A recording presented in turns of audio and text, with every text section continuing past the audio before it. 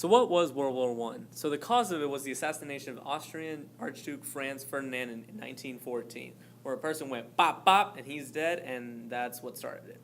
So in World War One, we have the Schlieffen Plan, which was a plan to invade France through Belgium, and we also had trench warfare on the Western Front between Great Britain and France versus Germany. And trench warfare, that's when people just got in trenches, they shot at each other from a distance, and basically it was a stalemate because nobody really wanted to die and go into no man's land, and for good reason. This was a very destructive war in which 15 million people were killed and over 20 million were wounded. France, with 13.3% of its male population between ages 15 and 49, died in the war. There was a lot of civilian death, but the most efficient killer was disease. Dysentery, typhus, cholera, and minor injuries would be fatal when gangrene set in.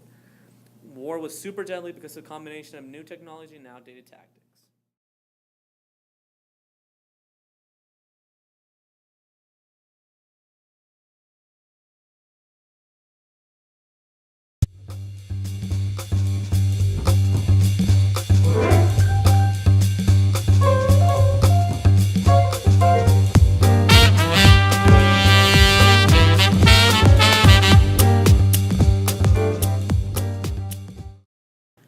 All right, so then after World War One, we have the Roaring Twenties. Women before the 20s were basically restricted to the domestic sphere and put in houses and told, all right, you just take care of the kids, you educate them, and we're good, all right? But then men went off to work and children went off to school and sometimes to work in factories and stuff like that, and that was bad. And yeah, that's how things were. And once the 20s hit, more women were allowed to take jobs, but most got displaced by men when they got back from war. However, that did spark a want to keep those jobs for women, and it continued through World War II. And flappers, for example, were ladies who were like, ooh, I don't care, and they dressed in whatever fashion that they wanted to get away from these social norms. And we also had people drinking a lot, partying, listening to jazz, and that was a great invention, you know, jazz. And then people were all handy-dandy, and they were like, oh, this economy is great, great, great, great, great, and it drops. But that doesn't matter, because that's later.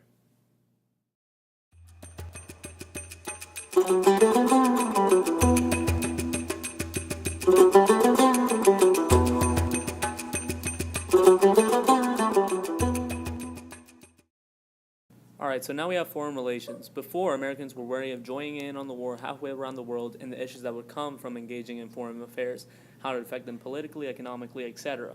After, because of the war, U.S. became more confident in the military and political influence, and there was a desire to protect and share the passion of democracy, which led to the foreign policy change. Woodrow Wilson had the task of slowly easing America into the idea of fighting in Europe. In doing so, Wilson became more involved in the world already established by Teddy Roosevelt. Speaking of Teddy Roosevelt, we used to have his big stick diplomacy, which implied that the threat of military force and envisioned the U.S. as acting as the world's policeman. The Roosevelt corollary gave only the U.S. the right to military intervene in Latin America, and Roosevelt warned Germany to stay out of Venezuela after they failed to repay German debt. The other policy we had was the open door policy, which asserted that Chinese trade should be available to all nations neutrally. So afterwards, we had my homeboy Wilson, who created the League of Nations in order to emphasize international cooperation. But despite Wilson's insistence on collaboration, some Senate members opposed membership in the League as they wanted to isolate themselves from world affairs, therefore voting to reject the treaty. So Wilson was like, dude, I really want this League of Nations, but everybody was like, no. And Wilson was like, come on, please, please, please, please, please. And everyone was like, no. Also, people were resentful of the wave of new immigrants, which we created higher taxes to keep out foreign goods. There was also German resentment, which leads to the rise of Hitler. Not a good guy. Now, we also have the first Red Scare, which people in America were really scared of anarchy because of the stuff going on in Russia with the Bolshevik Revolution, and everybody was pretty terrified.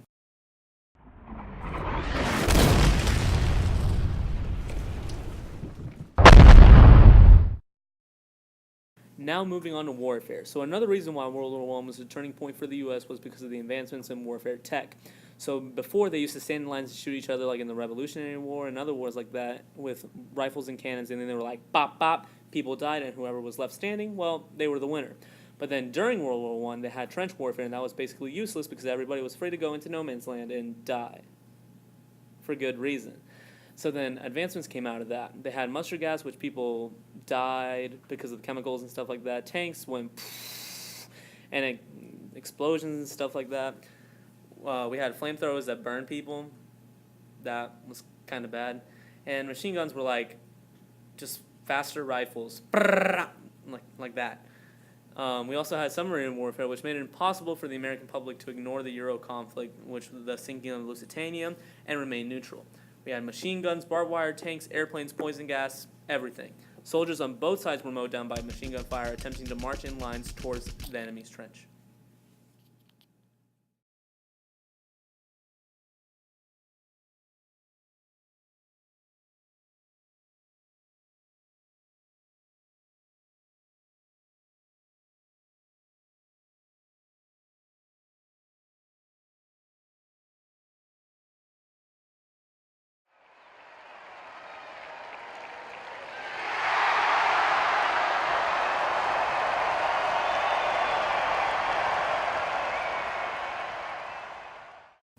We also have the U.S. as a superpower. So before the World War I, the U.S. was not much of a big deal. People thought of them as like coming out of the Gilded Age. They were having problems back at home. They were like, nah, man, U.S. ain't no big deal. But then afterwards, everyone was like, ooh, watch out for the U.S., because like that expansion leading to the conflict with the Spanish in the Philippines.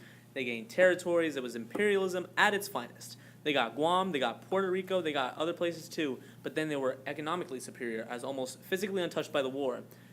We became an industrial capital of the world. U.S. became an imperial power. Wilson sought to end imperialism and make the world safe for democracy. Quote that. The U.S. greatly expanded its military and had its first large military draft since Civil War, and American society had an impact on federal government and industry cooperated for wartime production. The U.S. also implemented its first income tax to fund the war effort.